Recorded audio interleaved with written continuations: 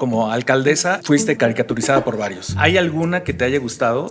Y una que hayas odiado que digas... Ay, no, ninguna. Todas Ajá. me divertían. Me gusta mucho cuando me dibujan, cuando me hacen memes. Say what? Eso dijo Sandra Cuevas, la polémica exfuncionaria de la Cuauhtémoc en 2024. Pero un año antes había salido una caricatura de la moneda Beatrix que no le gustó para nada. Era un dibujo de su cerebro dividido en secciones que aludían a algunos de los escándalos de su gestión.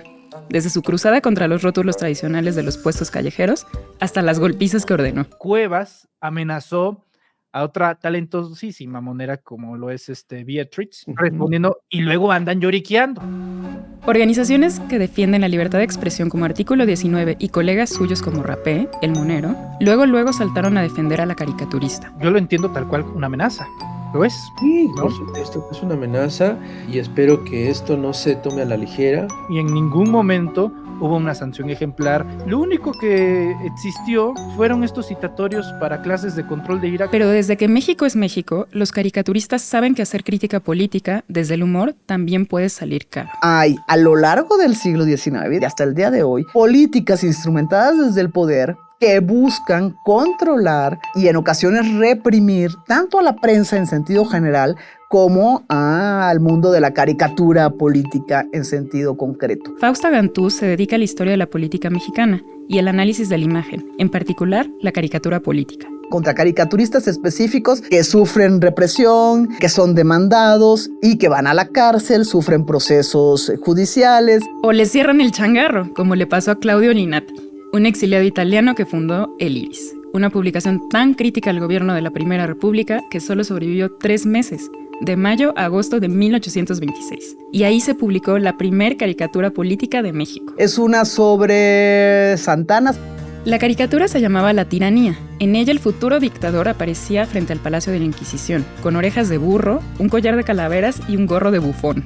A su lado, un fraile y un demonio lo aconsejaban, mientras quemaban unos periódicos. Así, con humor e imágenes provocadoras, nacía una forma muy mexicana de enfrentar al poder, pero también de respaldarlo. La caricatura puede ser tanto oposicionista y contestataria como oficialista y pro régimen. Hay quienes se van a mantener en una línea y hay quienes van a cambiar de bando según para dónde van las cosas. Por ejemplo, José María Villasana fue un crítico severísimo de Juárez, pero siempre fue pro porfirista. Cuando finalmente triunfa Porfirio Díaz, empieza a ser una caricatura pro régimen oficialista que pierde toda su gracia. Fausta nos contó de casos desde la época de Don Porfirio, y sigue pasando. Los mismos periódicos con caricatura van cambiando a lo largo del tiempo. La caricatura se genera desde todos los partidos políticos, de todos los movimientos políticos, no importa la ideología, todos y todas las corrientes buscan generar una caricatura política en favor de su causa y en contra de sus opositores.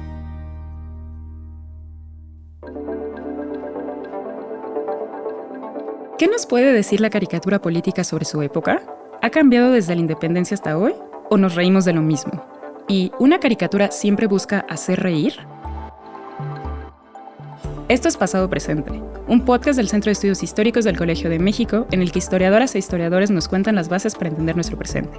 Yo soy Carla Benítez y en este episodio platiqué con Fausta Gantús sobre caricatura política.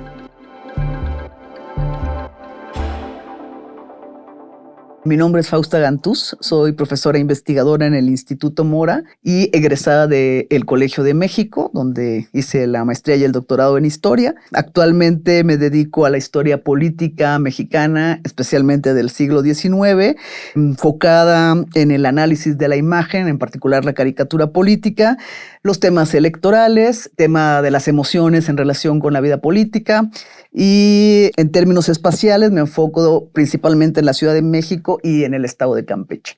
¿Por qué decidiste estudiar caricatura política? A ver, esto me remonta a la etapa cuando estaba aquí en el colegio estudiando. En realidad yo quería estudiar las manifestaciones de descontento de manera amplia en la segunda mitad del siglo XIX, en la etapa del porfirismo, y pensaba, ya sabes, estudiar hojas sueltas, canciones, teatro, en fin. Y en el ejercicio de ir acotando el tema de investigación, pues me fui dando cuenta que era imposible para una tesis de doctorado ver todas esas manifestaciones culturales. Y la verdad es que pues tenía un enfoque más social, pero al final me ganó la vena política, que es lo que ha predominado a lo largo de mi carrera, y fui acotando el tema a la caricatura política, un poco movida por las ideas preconcebidas que existen sobre la importancia de la caricatura como fuente de información, pero sobre todo para el momento en que se crean, ¿no? Ahí es donde están más los prejuicios, ¿no? La idea de que es una válvula de escape a la sociedad, que es el libro del pueblo que no sabe leer. Y entonces dije, bueno, pues esta es una fuente, además poco explorada, casi no está trabajada. Cuando yo empecé con el tema en términos de historiadores o historiadoras con formación, ¿no? Sino más bien los propios caricaturistas habían hecho trabajo sobre caricatura. Claro. Y entonces, pues bueno, me decanté finalmente por ese objeto y fuente de estudio que es la caricatura política. Claro, me encanta. Y me encanta que mencionas todas estas como preconcepciones con las que nos acercamos muchas veces. Y justo antes de pasar a lo mejor al acercamiento del historiador, ¿qué es la caricatura? Porque también creo que desde ahí ya hay un prejuicio, o sea, porque no es un dibujito. No. Es una cosa mucho más compleja. Entonces, si nos puedes explicar un poco qué es la caricatura y además ¿qué es la caricatura política? Exacto. Digamos que caricatura en términos generales es un dibujo en el que se busca alterar algún rasgo de la persona o de la situación que se está representando, ¿no? En términos muy laxos y muy generales, eso es, o sea, vas a las ferias y te hacen una caricatura de tu persona, que lo que hacen es que ponen tu nariz grande o tus manos no sé cómo, en fin. En términos de la caricatura política, yo diría que es la representación, posiblemente la exageración y muchas veces la deformación de la realidad en relación con personas, situaciones y acontecimientos concretos de la vida en el espacio público, ¿no? Que buscan generalmente, mediante la ironía y la burla, ridiculizar al objeto del que se está o al que se está refiriendo la caricatura. Pero no siempre busca la burla en términos de la risa. Eso me parece una cosa bien importante de decir. Y también me parece bien importante decir que la caricatura política, en el momento de su creación, es una opinión. Okay. No es información. Y lo digo porque durante muchos años di clase del uso de la imagen y de la caricatura política en términos de la investigación histórica. Y me pasaba reiteradamente que los alumnos y las alumnas opinaban que la caricatura era información, ¿no? Ok. Y pues bueno, me parece que hay que precisar eso. Ninguna caricatura en el momento en que se crean proporciona información.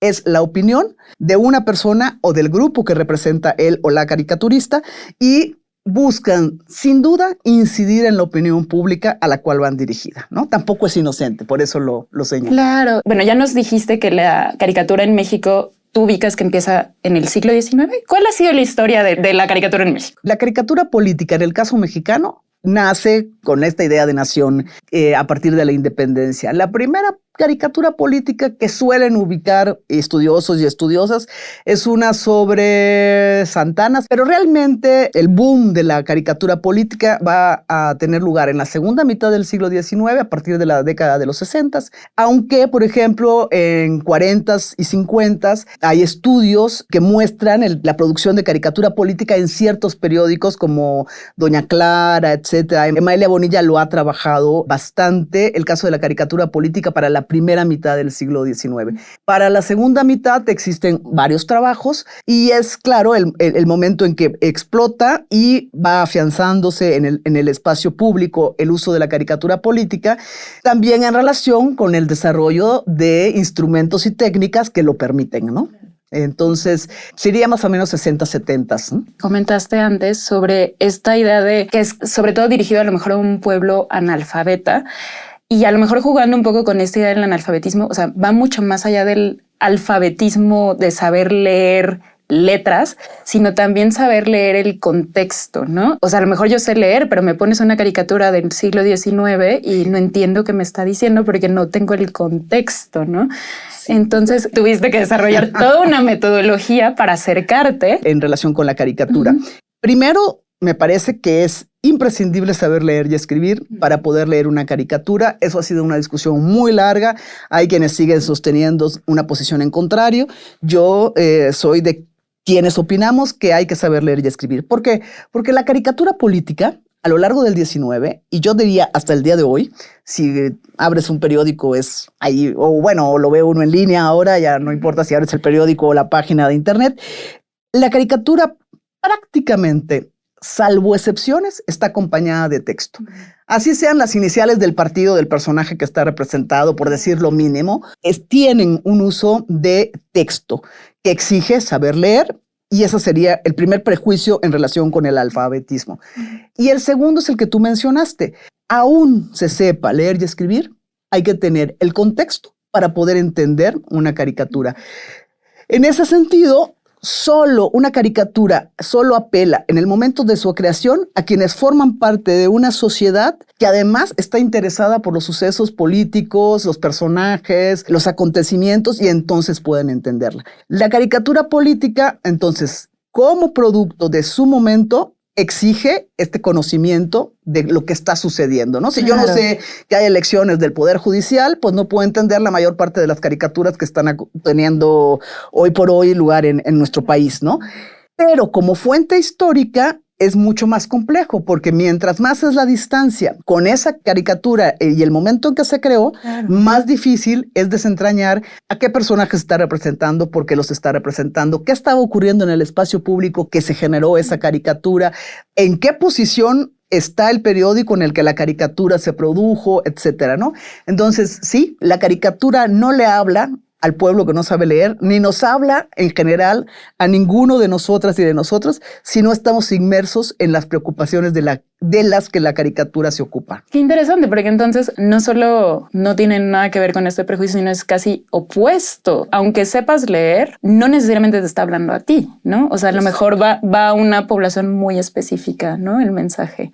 Y me imagino a una población que está interesada. Si a nosotros no nos interesa la vida política, no nos interesa lo que está ocurriendo, no nos interesa qué pasa en el legislativo, en el ejecutivo, en el judicial, si no sabemos quiénes son nuestros diputados, nuestros senadores, nuestros ministros, bueno, secretarios de Estado, etcétera, pues no vamos a poder leer una caricatura. Y la caricatura apela a nuestros propios intereses, ¿no? Si no estamos interesadas, no nos va a decir absolutamente nada, ¿no? Claro. Y justo esto, como fuente histórica, presenta problemas muy interesantes, ¿no? Porque la lectura necesito entender no nada más el contexto del momento histórico, sino en qué periódico se publicó, para quién y demás. Pero es un trabajo un poco arqueológico. Tal vez la caricatura en México tiene un tono particular y sí se ha ido cambiando, tal vez. No he hecho estudios particulares de caricatura en otras latitudes, pero indudablemente cuando uno va trabajando, pues tiene que leer, informarse, y ahí pues va descubriendo la caricatura que se hacía en otras latitudes. Y por ejemplo, en el caso europeo, países como Inglaterra, como Alemania, un tanto España, etcétera, van a tener una caricatura desde épocas muy tempranas, desde el siglo XVII, cuando menos, sobre todo en el XVIII, ahí va a ser el boom de esta caricatura. Y es una caricatura muy agresiva, físicamente explota el tema de la sexualidad como instrumento de agresión. Y eso en México no lo vamos a encontrar difícilmente en una caricatura, vamos a hallar componentes sexuales. Las hay con relación a la famosa inyección, que es una fórmula que usan muchos caricaturistas, que a veces apuntan hacia partes íntimas del personaje, pero es muy sutil. En el caso europeo es abiertamente la representación. ¿Ha cambiado el tono? O sea, de cuando inicia la caricatura en política en México, a lo mejor la actualidad, por lo que estuve entendiendo, también cambia la forma en la que se empiezan a expresar incluso el descontento, ¿no? Mencionas, creo que es en El hijo del agüezote, que aparece como una mancha de sangre por primera vez en un momento, ¿no? O sea, me imagino que responden pues al momento político, pero a muchas otras cosas. No sé. Al momento político, pero también a esta serie de ideas compartidas, a la cultura que atraviesa a toda la sociedad, y por supuesto que va cambiando. La caricatura se va adecuando según la etapa, como tú lo acabas de decir. Si en la segunda mitad del siglo XIX vemos o nos encontramos con una caricatura bastante moralina, diríamos en términos actuales, en la medida en que no hay ni uso de elementos sexuales ni de violencia física expresa.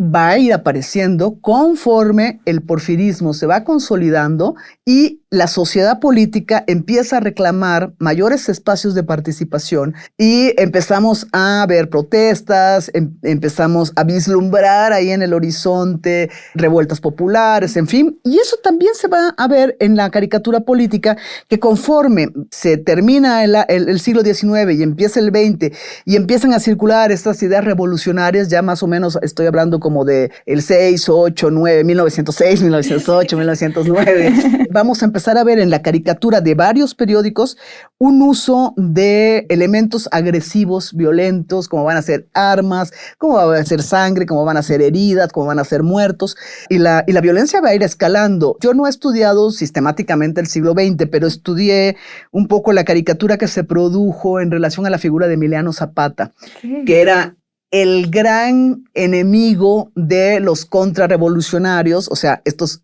porfiristas que todavía perviven en el momento de la caída del régimen y varios años más, son dueños de los medios de comunicación, en fin, y van a hacer una campaña brutal en contra de Emiliano Zapata, que es el personaje que tienen más cerca, eso hay que tenerlo en cuenta, porque muchas veces me han preguntado, ¿y por qué no Francisco Villa? Pues porque Francisco Villa les quedaba muy lejos a quienes estaban en el centro del país, en la Ciudad de México. Claro. En cambio, Emiliano Zapata les quedaba aquí al lado, ¿no? Es Morelos. Sí, sí, sí. Y el reclamo de Zapata, que es el regreso de la propiedad a los propietarios originarios, a los indígenas, etcétera, pues bueno, le hace mucho ruido a esta clase política poseedora justamente de estas propiedades y de estos medios de producción, ¿no? Y la caricatura con la que lo representan es verdaderamente horrorosa, es un ser espeluznante, es un antropófago, es un criminal, es un asesino, es un carnicero, en fin. Y ahí ya vemos ese giro total de la caricatura política, que ya no busca hacer reír, lo que busca es causar miedo en quien la ve, o intimidar el ánimo y así generar una solidaridad emocional en contra de Emiliano Zapata, ¿no? Qué fuerte. Y justo eso me regresa también a otro de los grandes prejuicios que mencionabas, como esta parte de la válvula de escape, y fue muy interesante confrontar esa idea con esta lectura, de que la caricatura política siempre es crítica y siempre viene desde la disidencia. Con el caso de Zapata es evidente que no. O sea, también puede haber como una parte, no sé si llamarla oficial, pero que también puede venir para reforzar un mensaje, no sé si a la par de que estaban surgiendo estas imágenes muy violentas hacia Zapata, había, por el contrario, imágenes donde a lo mejor lo reconocían como un mártir o algo por el estilo. No sé si había esas dos partes. Como mártir en ese momento todavía no. Ajá. Pero a ver, a partir de lo que estás diciendo, Carla, que abre una beta muy interesante. Durante mucho tiempo, así como se creyó esto de que el libro la caricatura es el libro del pueblo que no sabe leer, también se decía que la caricatura operaba como una válvula de escape para descomprimir la presión social en relación a los acontecimientos políticos. Y eso, yo me fui con esa idea también mucho tiempo, pero en la medida en que me fui adentrando en el conocimiento de la caricatura política, empecé a observar esto que tú acabas de decir. La caricatura se produce de ambos lados.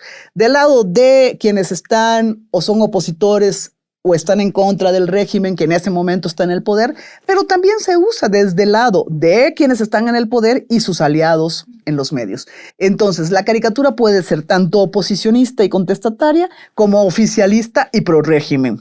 Entonces, hasta que no entendamos eso, no vamos a ver los matices que ofrece la caricatura política. Insisto, y esta es una invitación a quienes escuchan este podcast, a que abran un periódico pro gobierno, abran un periódico crítico del gobierno en la actualidad y van a observar las caricaturas y van a ver cómo se posicionan en puntos totalmente opuestos y cómo lo que uno critica, el otro lo está respaldando. Y los mismos periódicos con caricatura van cambiando a lo largo del tiempo. Entonces, hagamos ese ejercicio y vamos a ver que no es cierto que la caricatura siempre es opositora, siempre es crítica, siempre es. Y en esa medida, de la válvula de escape hay que preguntarse, que es algo de lo que yo he planteado en reiteradas ocasiones, si la caricatura realmente sirviera como una válvula de escape, ¿a quién beneficiaría? a la misma persona, a la misma situación a la que se está criticando. Y eso no es lo que busca necesariamente la caricatura, ¿no? Entonces, en fin, la caricatura se genera de ambas posiciones del espectro político, de todos los partidos, por hablar en términos de la actualidad, que no necesariamente del siglo XIX, desde todos los partidos políticos, desde todos los movimientos políticos, no importa la ideología, ¿no? Todos y todas las corrientes buscan generar una caricatura política en favor de su causa y en contra de sus opositores. Claro, conviene tener a tu monero de cabecera, sí, un poco como para generar esta especie de, como sí me puedo reír de mí mismo, pero bajita la mano, ¿no? Sí. Y no sé, aprovechando, no sé si tienes a lo mejor algunos caricaturistas que identifiques así que te parezcan como icónicos o que te gusten mucho a lo largo de la historia de México. Hay algunas plumas maravillosas. Está Santiago Hernández, está Daniel Cabrera, está José María Villasana, por mencionar tres. Está Jesús Alamilla también, pero se muere muy joven, que hacen unas caricaturas extraordinarias. También había muy malos caricaturistas, hay que decir, de repente... Si no me equivoco, se llama Manuel Blanco, está hablando del 19, que era muy malo, parecía caricatura de niño, así sin perspectiva, sin fondos, sin volumen.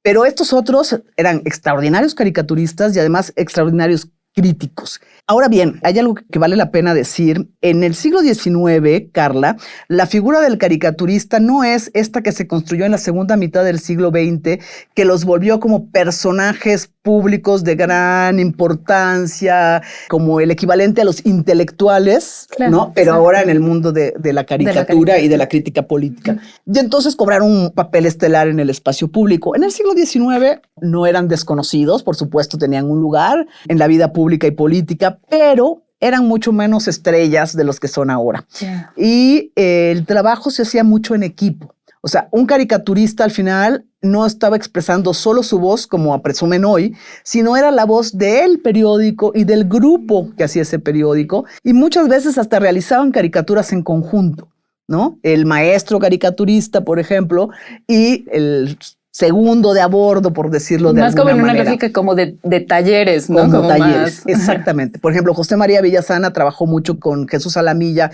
en El Aguizote, que es el que se crea del 72 al 76, y ahí se encuentran dibujos hechos a dos manos, ¿no? Entonces sí, es bien importante tener eso en cuenta porque la figura del caricaturista va a cambiar también con el tiempo, ¿no? Sí, porque ahorita incluso, bueno, algunos moneros, como les decimos ahora, que justo tienen como este papel, pues más como de un intelectual crítico, a lo mejor más a la par de un periodista de opinión, ¿no? Y que a lo mejor, pues cuando empezó este oficio, si se le puede llamar así, pues me imagino que fue abrir brecha, ¿no? Y hoy mismo, o sea, estos no necesariamente son críticos del sistema. No, claro. También hay moneros pro sistema. Lo que es interesante recuperar esto que dices de el intelectual crítico, ¿no? Al que se asimila el caricaturista. Sin duda, el caricaturista tiene que tener un bagaje cultural importante, tiene que estar enterado de la vida política, tiene que tener una posición, pero no es un intelectual en el sentido tradicional del término intelectual, ¿no? Porque finalmente no está argumentando con la caricatura, está opinando. Claro. Y la opinión no necesita sustento. Exacto. La argumentación sí. Entonces, ahí hay una diferencia fundamental entre un intelectual y un caricaturista. Claro. Lo que se hace con un escrito no es lo que se hace con una caricatura, claro, ¿no? Entonces sí es importante tenerlo en cuenta porque aunque muchos se sientan intelectuales y algunos sean hasta ideólogos de partido, no son intelectuales. Claro. No necesariamente. Bueno, eso es a lo que me refiero, ¿no? O sea, el ser caricaturista no te hace intelectual. Puedes ser un caricaturista y ser intelectual, exacto, pero no ser caricaturista te hace intelectual. Sí, y a veces incluso, como mencionas, hay caricaturas que lo que buscan es casi no emitir ni siquiera una cosa muy profunda, sino nada más.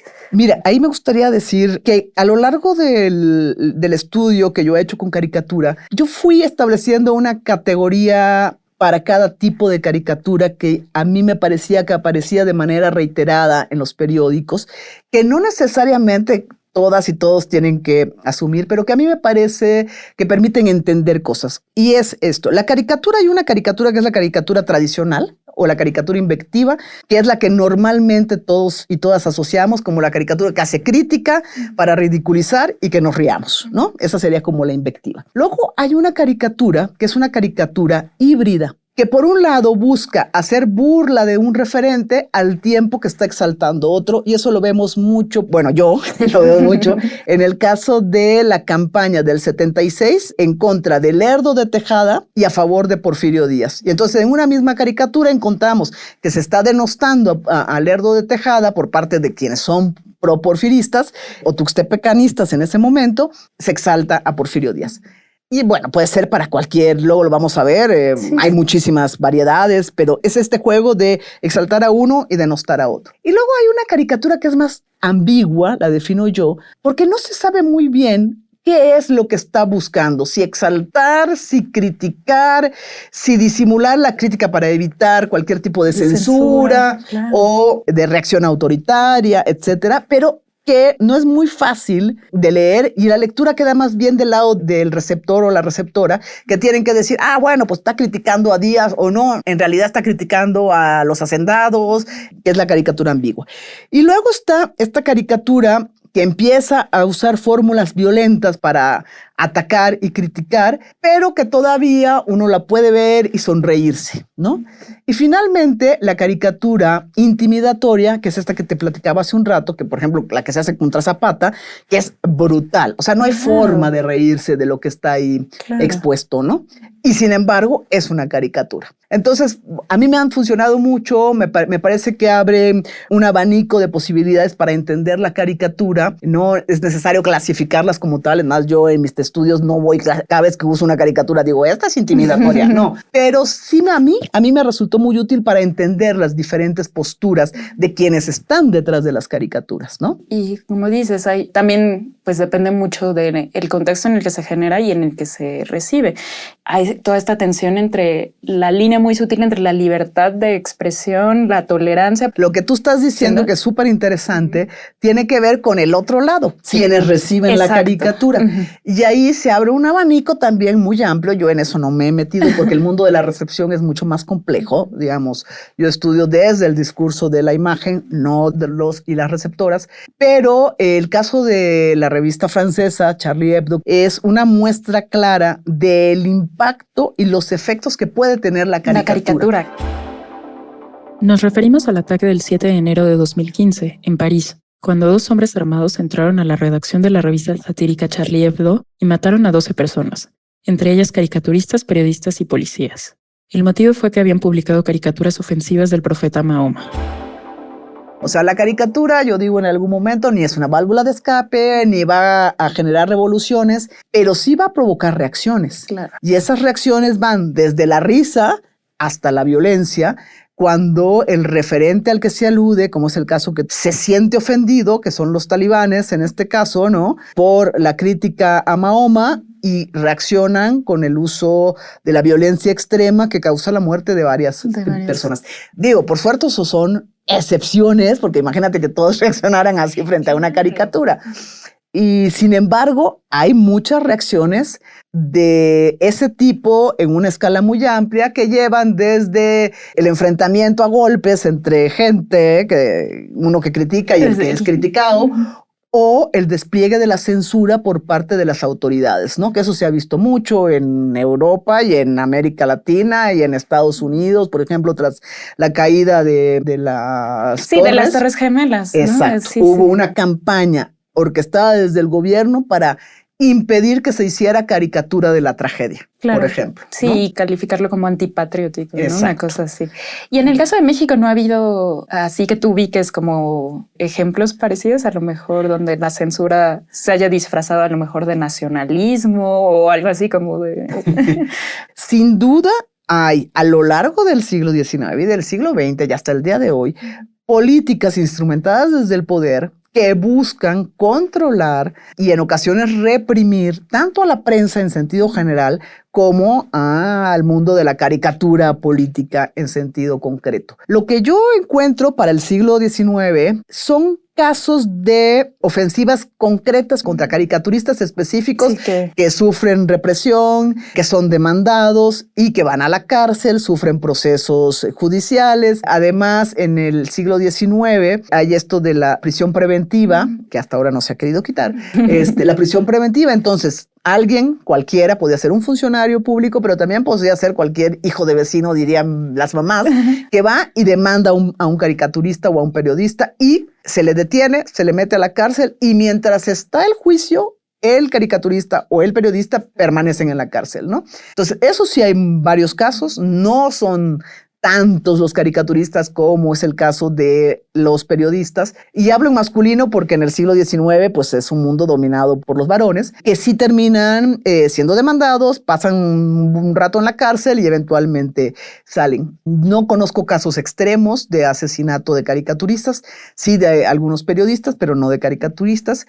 Y sin duda hay también las propias líneas editoriales de los periódicos en que producen los caricaturistas y dan a conocer su obra, que hasta el día de hoy eso no cambia, digamos, sustancialmente. Un periódico tiene una línea editorial y lo que se publica tiene que estar de acuerdo con esa línea editorial o pues te vas al periódico de al lado, porque ahí no va a entrar. Entonces es un tipo de limitante, no necesariamente censura, pero de limitante. Y luego pues sí hay reacciones del Estado que buscan censurar ciertas manifestaciones. Por suerte, me parece, en México se ha logrado mantener un cierto equilibrio y una cierta libertad de expresión. No total, pero... Claro. Al menos no hemos visto esos casos tan extremos. Exacto. ¿No? Bueno, también por lo que nos has contado, no hay mucha gente trabajando la caricatura política, al menos no desde la historia. Pero como hay a lo mejor periodos que estén más trabajados que otros, tal vez... Mira, Carla, a mí lo que me parece es que en las últimas 2 décadas han crecido el número de historiadores y de historiadoras que se han preocupado por acercarse al estudio de la caricatura política.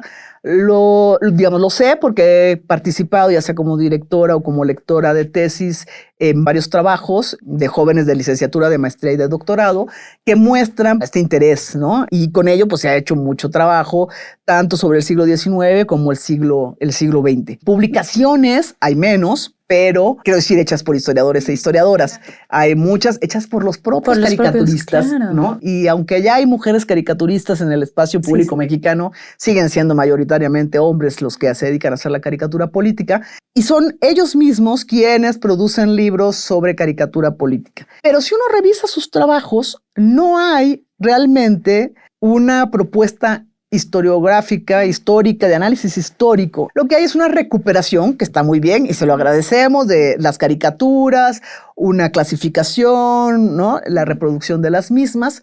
Y sí, lo que yo veo mucho es la autoproclamación de la importancia de los caricaturistas. Sí. Qué importantes hemos sido para la historia y casi esta idea de son una especie de héroes que se atreven, y lo estoy diciendo porque está ahí en los libros, no estoy inventando nada, solo hay que leerlos.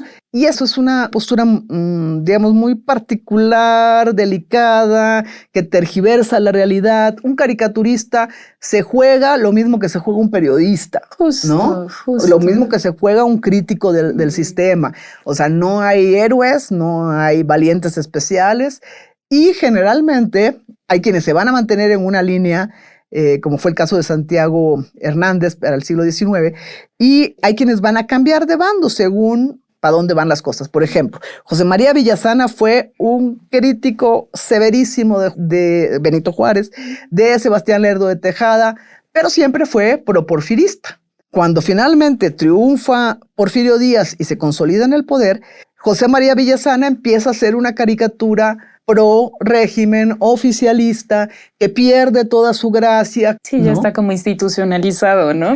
Casi. Y es que, bueno, estaba pensando que tal vez, pero creo que ya nos respondiste con esto, que tanto también había como cierta incomodidad en trabajar estos temas, considerando la vigencia a lo mejor de algunos de ellos, o sea, que a lo mejor trabajar con caricaturas de la Guerra Sucia, que a lo mejor resulten un poco más cercanas y más incómodas, pero creo que tiene que ver no solo con la cercanía, sino también desde dónde se está viendo, ¿no? Desde dónde se está estudiando. Empiezan a haber algunos estudios, por ejemplo, sobre caricatura durante el Echeverriato, sobre la etapa de Díaz Ordaz y el 68, algunos sobre la Guerra Sucia, pero apenas son tímidas intentos de acercarse a esos temas, porque como tú lo acabas de decir, mientras más cercano en el tiempo es el objeto de estudio, ¿no? El tema de estudio, pues se vuelve más delicado en muchos aspectos. Hoy por hoy, estudiar la guerra sucia, dado la política que está desarrollando el gobierno, pues es bien visto. Claro.